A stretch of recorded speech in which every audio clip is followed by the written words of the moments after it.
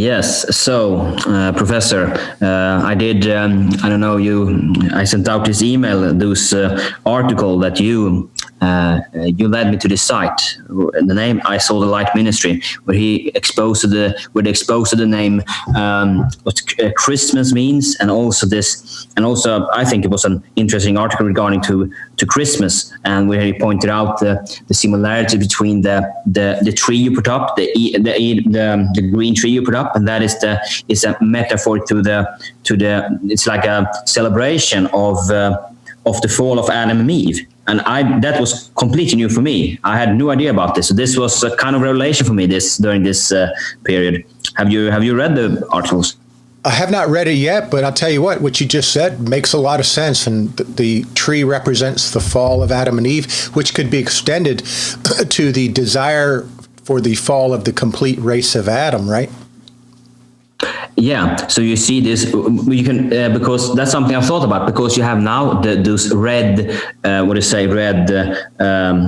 you hang in the tree. But before time, you put red balls, bulbs you hang now. But before you had apples in the tree, and what that represent?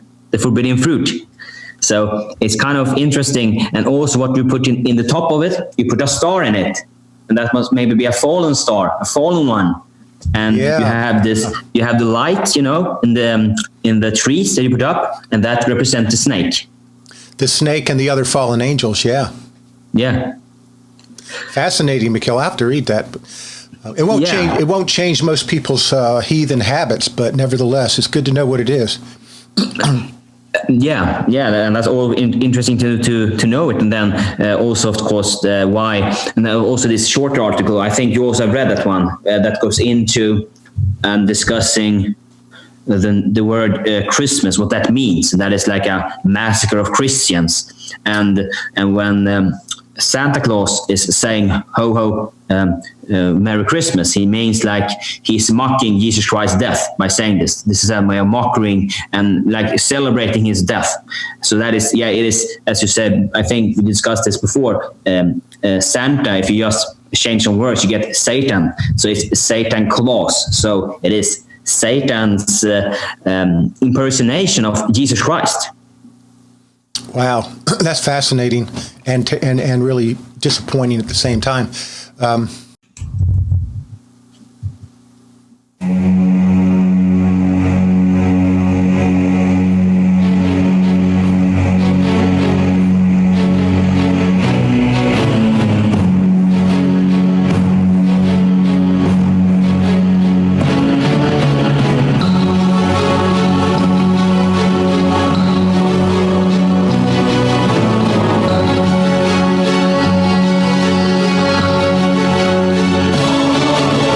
The Line of the North with your host Michael Swede, and we are back, me and Professor Truth, with this basic biblical teachings.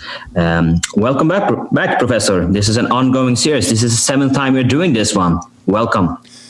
Yeah, thank you, Mikhail. It's good always to be here and to bring what we're calling Bible 101 series, basic Bible teaching, but in reality, to most Christians, it's not basic. It's actually probably something they have not ever heard before, because they go to the institutions of men, the religious systems. But to the bloodline brethren and those angels that have interest, these teachings are foundational for the identity message, the truth of our scriptures. So it's an honor for me to be here today, Mikhail, and we got some exciting things to continue with as we're continuing in Roger Hathaway's article.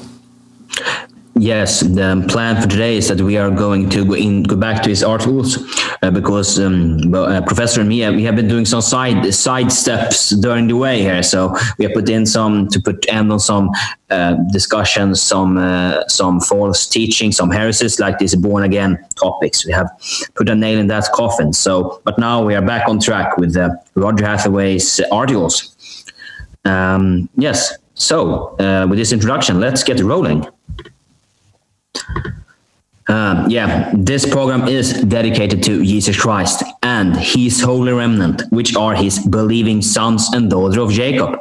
who was later named Israel. So this is the main focus of this show, has always been to dedicate to Jesus Christ, because everything that Professor and me are doing here, it wouldn't be possible without of him. He is the one who makes this possible. And a little introduction prayer, and I will be conducting this introduction prayer now, if it's okay. Yep, copy. Holy Father, we come boldly before your throne, and we humble ourselves before you. We are thankful that you have given us this opportunity to spread your word and truth. Father, you have given us all things. We only have to ask, and it will be given to us. You have promised that your word will not go out in void. It will accomplish the things it was meant to. With you at our side, we have nothing to fear. You are with us. And we say all this in Jesus Christ's precious name. So be it. So be it. Okay, let's get rolling. So, for the update now, that before me and Professor started up the show, is that we have also put it in, we have correlated the NA numbers that Professor Truth has on his Truth channel. So you see here, we have the correspondence date when we did the different shows, and also where you can find it here on Nordic Awakening. That is most the date I've done it, but then also the correlation to Professor Truth's channel, the Truth channel, so you can see also that same correlation. And as we can see, Professor Truth has also divided up this show. So in me, you get a big lump, you get all of it immediately. I don't do any fix with the videos, but Professor is doing a very fabulous work with the videos. So take your chance and have a look on that as well. Some comments, Professor? Yeah, the video is a format Jesus the Father has given us in these end times. It's a technology, and you know, Mikhail and I and Pastor Eli and a few others that are bringing you the identity truth. The video just gives us additional flavor because, you know, in our world, in the world where Baruch said we would be walking around in a stupor, most people are pretty much married to their cell phones. I'm not picking on everybody. I've got a cell phone also, but the video format is what people have grown into.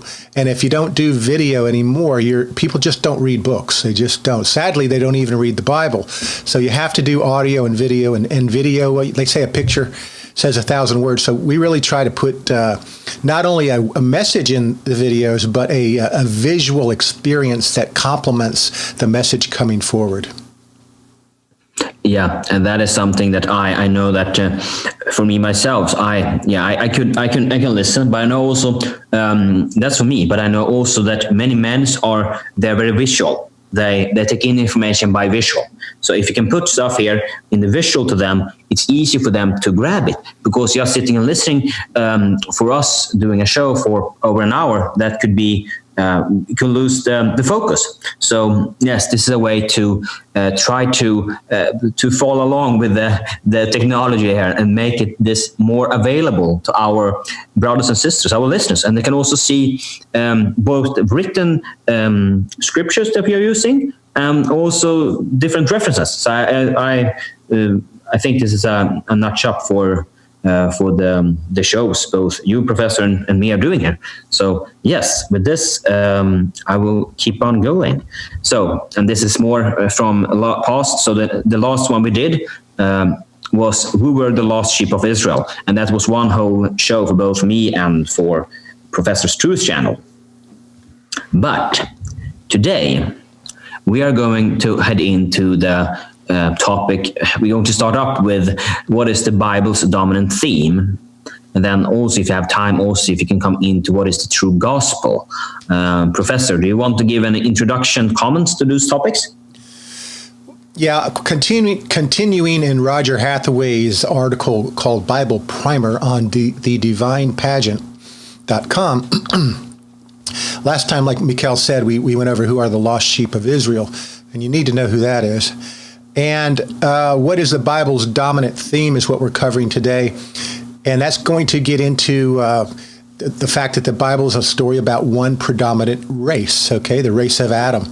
And on the pre-show, Mikhail and I were talking about the Christmas tree, how if you decode it, it is defiling or meant to destroy the race of Adam, or starting with Adam and Eve and the race of Adam. It's another one of many defilements in our world as we sojourn through the prison planet of the apes, prison of the angels here. And the sojourners, the prodigal sons and daughters, we have to, pretty much just be aware that we are under attack. I did get a lot of questions from people on what about the others? What about the mixed races, the mixed babies? What about flat earth people that are identity also that I may have had not so kind words for, suggesting they might have a demon. Well, I actually believe that, but that doesn't mean you're a bad person. I mean, I've likely had demons at times. In fact, I'm sure I have. Demons are just spirits with consciousness that you give legal right to because you don't love the truth. It's basically that simple. And the earth is not flat. So is that a simple lie? Is it a simple deception? Well, any deception. See, the problem with the flat earth, folks, is two things. Most Christians, the people that are flat earth, most of them align to being a Christian. So the world attributes Christians to be basically stupid because the world believes the earth is round, and anybody to think it was not, they believe they would be stupid in some regard or ignorant of knowledge. So the first problem is it brings a bad name to Christians. But a worse problem about the flat earth issue is it gives legal right to you, for the demons to mess with you and your family. And why is that? Because God's creation, Romans chapter 1, verse 20, it screams of his amazing design, his amazing glory, his amazing magnificence. The whole creation, including the universes and planets that do exist, contrary to some of your views. And God's science, his math, his geometry, his geophysics, his astronomy, especially his astrophysics, screams of the precession of the equinox, the glory of the beginning with the birth of Christ and the ending with the return of Leo, the lion. This is all in the precession of the equinox. So geophysics, astrophysics, mathematics, calculus, Copernicus theory, all of these, Schrödinger cat's equations, all of this screams for the glory of our King. And being a flat earther, you deny all that. So it's going to sound subtle, but you're denying God. I know you say you don't, but you do, because you deny he didn't make this up to chance. He didn't hide it so far that only a few find it. His creation screams the design, the like we went over last time, the spherical geometries, the electromagnetic fields that we can measure and that conform to math and science and are predictable because it all conforms. It shows a design that's intelligent. It's not chaotic. It has design and form and continuity and structure to it. Well, being a flat earth person, you deny all of that wonderful God's creation. And that's why you're being given a blindness. Yeah, I have said you have a demon, but that's because you do. Some of you guys are nice people, identity people. Okay, I love you guys as my brother if you're identity, and as my cousin if you're an angel and you like identity or adhere to it and understand the truth. But you know what? The flat earth is simply a lie that denies God, because the creation of the universe and the creation screams his glory, and it's a spherical earth, it's a spherical creation, it's a spherical model, everything we look at. So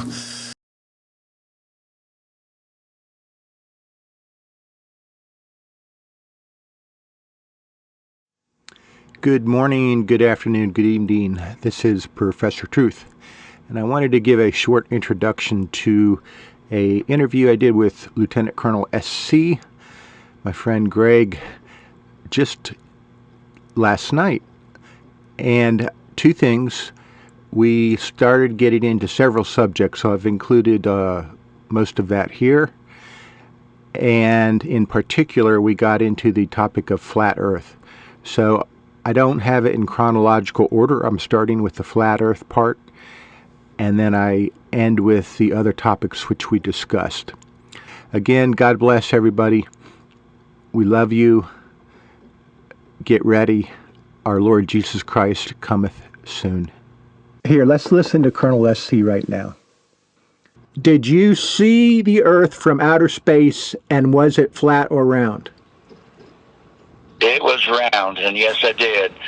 And they say flat because the polar sections kind of flatten from the centrifugal force of the spinning. And so, I mean, that was a big joke almost up there. Well, they think the world's, some people think the world's flat because we tell them that, they flatten out a little bit. But let me Paul. Let me clarify. I'm gonna record this part because I want to play this clip for people. So you've been out in space, and from space, you saw with your own eyes the Earth. It was. I don't want to put words in your mouth. What color was the Earth? The Earth is round. Well, hold on. Not perfectly round. No, hold on. It's only flattened the polar sections from the centrifugal force of spinning, and so is every planet. Yeah, but has a flattening process. I'm asking. They're not flat, none whatsoever. They're round. They're a little bit oblong. Let's put it that way. They're oblong. Yeah, but I asked you. They're heavy on one side. Let me ask two questions. I asked you two questions, and you answered the second. So I got to do this again. Were you out in space? Yes. Okay. When you were out in space and you looked at the Earth, what did it look like? Round. Do you know others that were out in space and could also confirm this? Yes. No, but there's not one planet out there that's not round. None. Not one, except asteroids that are different shapes. None of them. Okay, and now I heard you say that somebody joked about we're going to tell them it's flat. Was there some kind of conspiracy? They said that some people think it's flat because in the books we tell them that because of the centrifugal force, it's oblong and the polar regions flatten out a little bit. So they take it out of context and say, well, it's flat.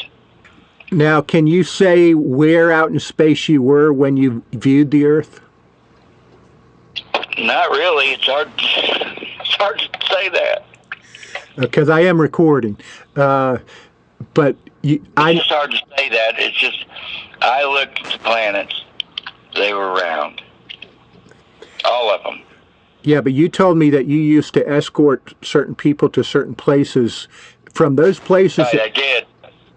That's kind of hard for people to believe. So I'm just telling you.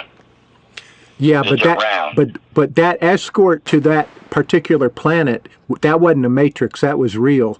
And from there, you could also see a round Earth. Is that correct? Round Earth, round Mars, round Saturn, everything round. And that was when you actually escorted people to places on craft, right? Right. And not only are they round, but even Neptune, Saturn, all the spots that are on all them planets, the spots are even round. They're all round. Do you have a the galaxy's round? Do you have a problem if Do you have a problem if I let people hear this? What you just said? No. Okay. The world's real, but in the world that I lived in at that time was half real, half paranormal. You have to do the math, and I'm telling you, go in your telescope and look. They're all round. Let me say this. Those people out there that wish they could have, seen what we've seen and blah, blah, blah, no, you don't. I'd rather that the person that I'm talking to believe that the Earth was flat than have to go through what I do to find out it's round. And why is that?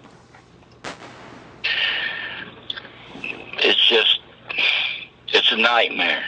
That's why. Nightmare because of the... It's something... Because you're forced into it, you have no say in it. And you see other things. You see other things that are just... Listen, the paranormal is something, and that's what it is. It's paranormal. These things that go on are real, but they're in a parallel universe. It's just as, if not more real than the one we live in. You know, the other side, the other, is more real than what we're living in now, because it's been there before we were. And I'm telling you, you just don't want to see both sides. I wish that I was ignorant of it, to be honest with you. I wish I was just ignorant of it, because it's a nightmare. And you have nightmares, and you have things that come and visit you in the night that you don't know if it's real or not, but you know it's real. I guess your mind's wanting to say, oh, it was just a dream and it wasn't real. But it wasn't just a dream, it was real. And you know it. That's the problem.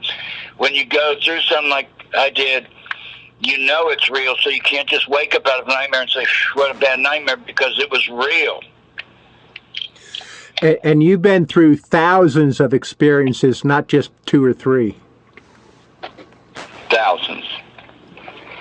Yep. And I wish that I was just a sheep in the field sometimes. You didn't know any of it. But you're pretty high ranking that you didn't probably see everything there, but you saw quite a lot. I didn't see 0.1% of what everything that goes on there. I don't want to know it. I don't even want to know it. Well, now you're sounding like me. Remember when you were trying to get me to go with you to see the reptilians, and I said, I don't want to do that.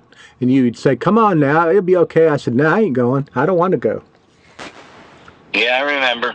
And we did see a reptilian together. We saw, actually, you don't need to mention the name. Yeah, we definitely did. And I saw another one last year.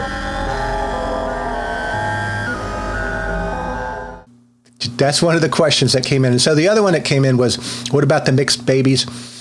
That's a hard question to answer. But generally speaking, when you mix with a subrace non-Adamic bloodline, you lose your divine code forever.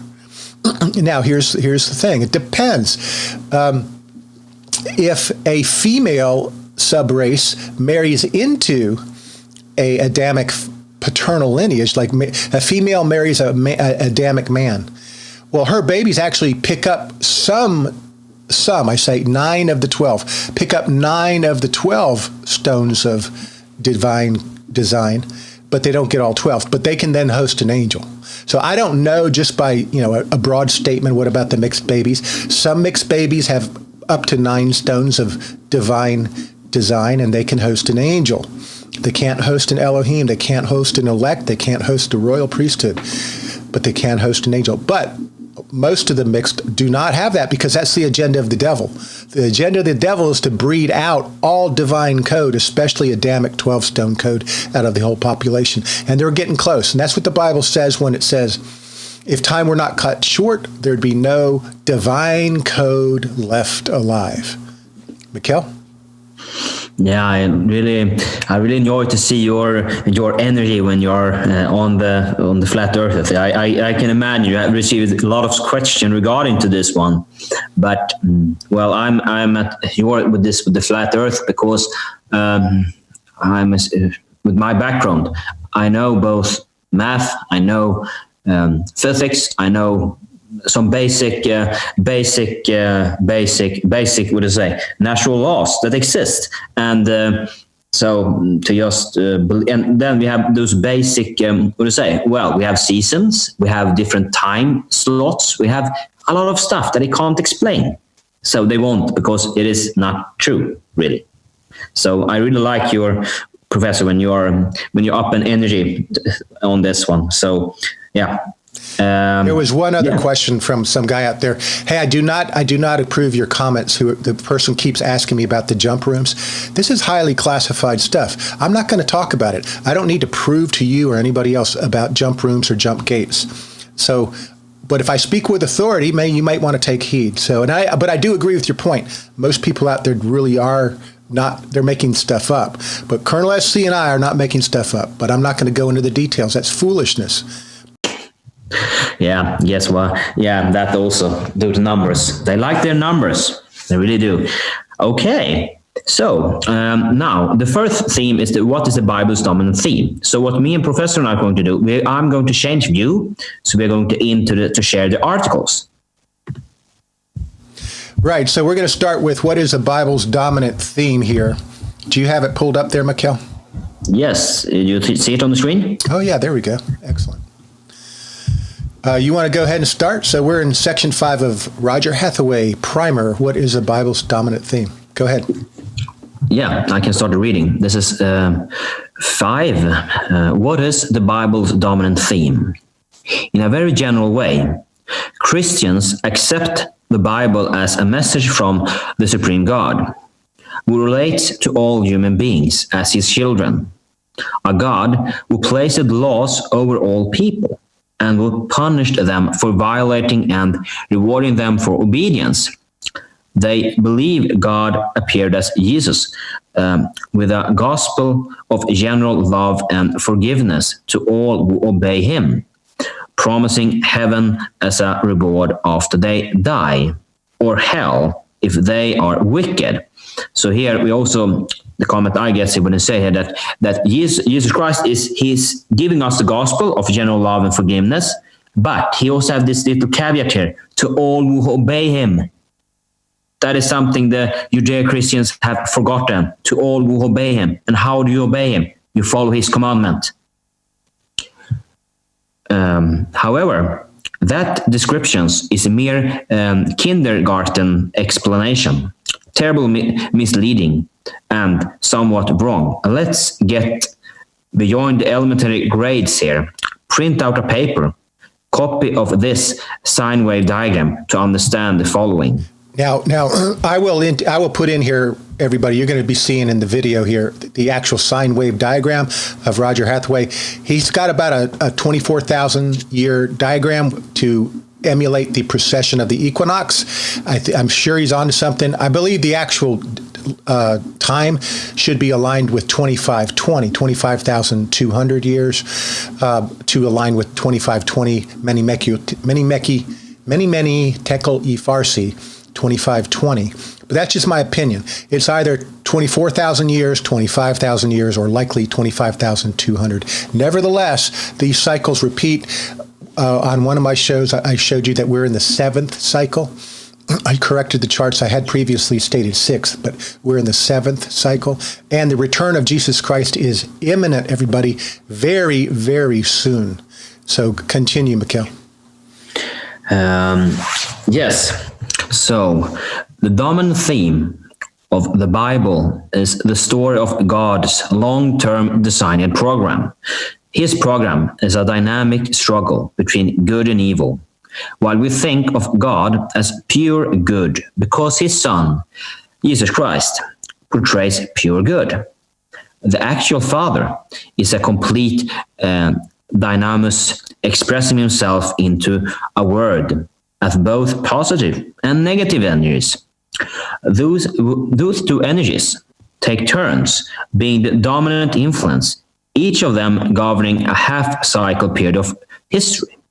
One cycle equals one precessions of equinox, astronomical term, which is about 25,000 years in length. Just as every cycle has two polarities, the negative energy rules for about 12,000 years, and the positive rules for about 12,000 years. The negative half cycle is called Kingdom of World. Yeah, and that sounds like the cycle we're living in now, the kingdom of the world. And who is the prince of the power of the air? Who is the prince of this world? Lucifer, Satan. That's the positive half cycle is kingdom of heaven, the intelligence, the God, which rules over world is called Satan, while the intelligence of heaven is God's Son, the Christ, Jesus Christ. You can plot this cycle on a sine wave curve with the negative bowl-shaped curve below the horizontal line, followed by the positive dome-shaped curve above the line. At this moment in history, we are still in world, just about to transition across the line of heaven. The term end time refers to the end of negative half cycles of world, a breakdown in worldly society, after which a new society will be founded with a more spiritual nature. Comments from you, Professor, for the introduction regarding this sin wave diagrams? Yeah, this is a very excellent way to look at creation and the procession and the ages, because the Bible uses the word yom, and the bad translations have turned that into the word day, but it should be ages, and it means these 25,000 year processions of cycles, which we're in the seventh cycle. So I do want to point out one thing. Roger in this article states that we're in the kingdom of world, about to enter the kingdom of God, or the kingdom of the Son, and more spiritual nature. We've already transitioned the line, and if you want to do the calculation, the end of the kingdom of world happened around 1998. So we've been transitioning into the kingdom of Jesus for almost 20 years. And this is what the Bible calls the pause between two ages. And it could, in fact, I just remembered an understanding I got the other night. This is the 20 years from the 2520. So there's half of 25,000 on one side. How do you do this so you can see it right? Half on one side, half on the other, and right in the middle is that 20 years, or 20-year pause from 2520. Could be a 200-year pause, but I doubt that. So all indications are, and then if you go on September 23rd, 2017, when the Revelation 12 star sign occurred, which was a proclamation. September 23rd, 2017 was Jesus the Father's proclamation that he's sent off the flares. The armies of heaven are on their way, have left port. The craft are on their way. Yeah, they're UFO craft, but they're of the holy God's technology, and they will defeat any lower God's technology. So God's holy angels, our Nordic brethren, are on their way as of September 23rd, 2017. And there is timed for exact time of arrival of the second coming, which no man knows the day or the hour, but we do know the time and the season. And that time and season is very likely around 2023, 24, as late as 2033. It's soon, folks. But we're already in the upper half cycle of this. So, Mikhail, over to you, and then I can continue with the next paragraph. Yeah, so this is it's an interesting concept you have. I haven't looked in more. I've listened to you, Professor, regarding to this with the sin, that he looks at the world as or the different kingdom as sin waves, and how we have come up with how many years it is. Do you know that? How had he managed to get 25,000 year, 12,000 year?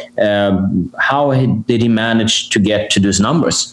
Yeah, actually, that's fairly straightforward, Mikhail. That's the precession of the equinox. You know, the gospel is declared in the stars. There's 12 constellations in our stars, and it takes 25,200 years to start it.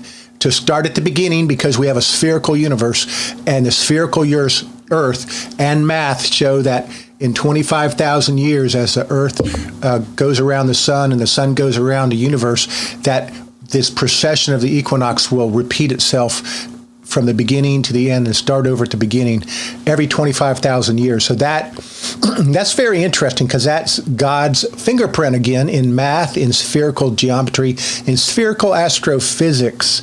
And what's even more interesting, since we are in the seventh cycle of this, a long time ago, Stuart Best, now he's a dispensationalist, but he's got a lot of good stuff, but he's off on some things.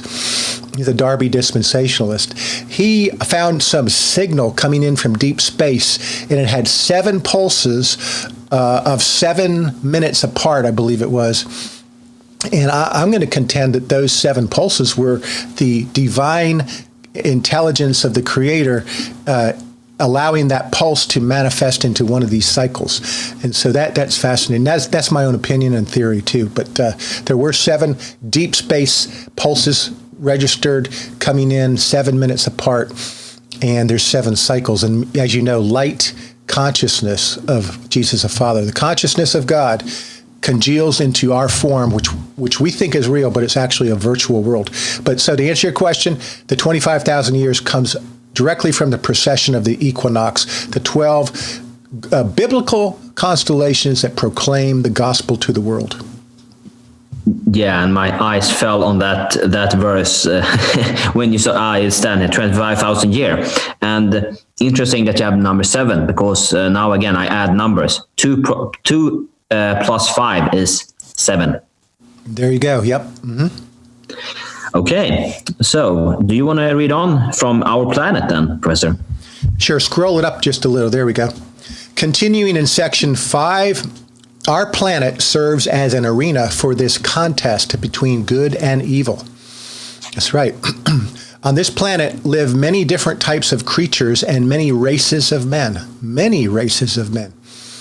All those creatures and most humans do not have divine spirit or life after death. That's what I spoke about earlier. They are manifested into appearance as symbols of things which God's divine race believes. Wow, Hathaway is confirming the congealing of God's intention field into form. That's amazing. Never heard anyone say that except me. They are manifesting into appearance as symbols and symbols of things which God's divine race believes. What we believe congeals into our reality. In this world of diverse creatures and races, there are 2 races who never die and who play out an adversarial contest of good versus evil. One race from Adam represents good and possesses divine spirit, which I call divine code, 12-stone divine code. This divine spirit, which never dies because it is part of the everlasting Jesus the Father himself. The counter race from Cain, or Lucifer to Gadriel, a reptilian hybrid possessed by the devil, impregnated Eve and produced Cain. The counter race from Cain represents the adversary whose divine origin comes from the fallen angel Lucifer. In Genesis 3:15, God told Satan, I will put enmity between your seed, your actual sperm, literal offspring, and her seed, the actual literal offspring of the woman from Adam. So in Genesis 3:15, God told Satan, I will put enmity between your seed and her seed. In John 8:44, Jesus told the Edomites who ran the Jerusalem temple that their father was not God, was not Jesus the Father. But in fact, their God, the Edomites' God, was in fact the literal devil, or Satan, who was a liar and murderer from the beginning. This is Jesus telling the Edomites that, because they were the race from Cain. Jesus was referring to the act of Cain who murdered his brother Abel. But I jump ahead by introducing Edom into the picture here. So any comments on that? I would just like to say this is really important, people, to understand this. This is where the race of Satan was introduced into the Adamic bloodline. In other words, make sure you understand what I'm saying. Up until Adam, Lucifer was breeding into other types of peoples, indigenous pre-Adamic peoples. According to the work of Pastor Doug Riggs in his Nephilim Mother series, which is scary but fascinating, around 1998, that's interesting because that's the end of the age of evil, right at the cusp. Right about then, they figured out how to breed with the Adamic bloodline. So that's in our world. But it happened before. It happened back here with Cain, because Cain had his mother as Eve. So they figured out how to breed with an Adamic female. But remember, you get your spirit kind from the father. So they bred with the Adamic female to get some up to 9 stones of divine code. But they defiled it with the serpent seed code of Lucifer in the paternal line, which gives you the blood or the spirit code, the spirit kind. That's why they became a dead spirit, but they had some divine code. I'm getting a little complicated here, but the point being, they lost that technology, how to breed with the Adamic race, up until about 1998, and they've reestablished that now. So any comments on anything else here, Mikhail? And then you could start with the next paragraph. No, you can. As I said, it was interesting. You said that the comment that they had, you also jumped on that. They are manifest into appearance as symbols of things which God's divine race believes. That's fascinating, isn't it? Yeah, it is. For sure, it is. Okay, we can. So I want to just comment on that, folks. So what that means is when your Bible says, "Ask anything in my name," now the name would be Jesus Christ. When you ask anything in Jesus Christ's name, your belief manifests into your reality. Now I know it sounds like that New Age show. What was that called? The Secret or something like that. There's a lot of truth in the New Age. They just leave out Jesus. Okay, so this here is showing you that.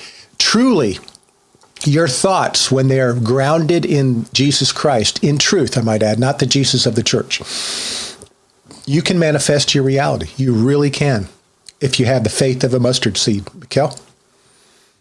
Yeah, that's what he's saying.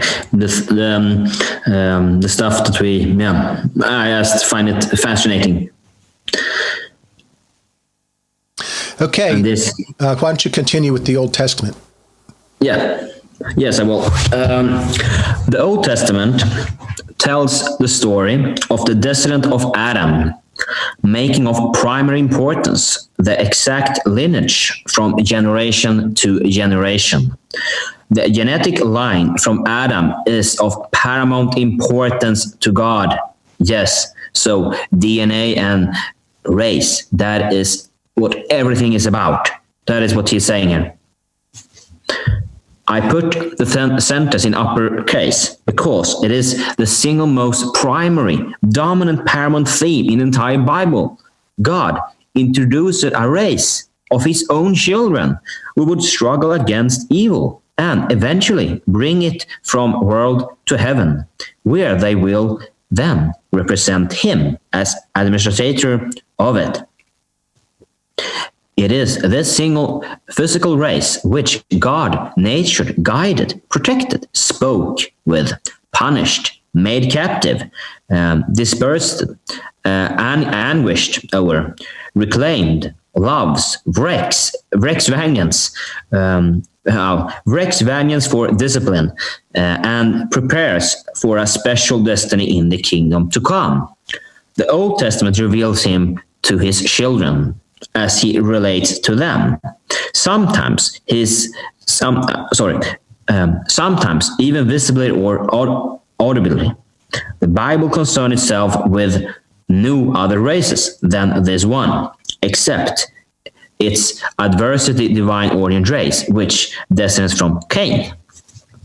Yeah, so this is the main Bible, the theme of the Bible. This is the race of Adam. That is what the Bible is about. That is a key you need to have when you are discerning and reading the Bible. Why it is right did as it did. Yeah, think of it like this. Let's say the King of England had a bloodline family.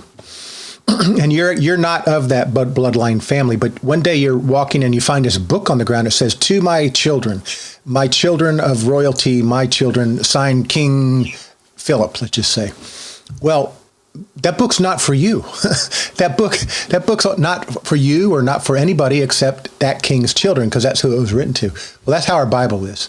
It's written exclusively to the lost sheep of Israel, the bloodlines of Jacob, a race. God is a racist. Doesn't mean this is not a hateful term. Okay, the world has turned everything upside down.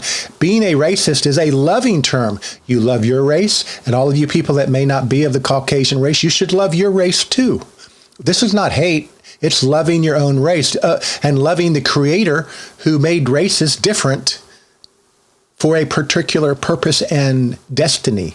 Origins and destiny is everything. So this paragraph is critical because it's speaking about The whole book of the Bible is a racial book about one race and God getting them through enemy territory as prisoners of war, prodigal sons and daughters captured in enemy territory. And God has sent in his angels and himself on a rescue mission, not to anybody else. There were already angels here, fallen angels here, only to our Adamic race. And you'll never hear that because you live in Satan's world. He's the God of his air. He controls your churches. He controls your institutions. He controls your educational system. So you're never going to hear this. And only by God, Jesus the Father's provision is Mikkel and I and a few others allowed to bring this out. Because it's not threatening to the other side because they already know this, but they don't want you to know it. Because truth will make you free. This kind of truth, supernatural, foundational truth of the scriptures, it'll activate your resident dormant code if you're predestined to have that code. Just like we talked on the Calm Glory episode 11, you have resident code in you, and if the truth will activate you and help you express yourself as the divine. Now they counterfeited this. The Freemasons call it Adam Kadmon, the divine man and woman, but they got it from something holy. They copy things. You, if you have divine code, can be activated into Adam, not Adam Kadmon, but the true Adam within you. They copied it and they defile it, but God has a holy version. Mikkel?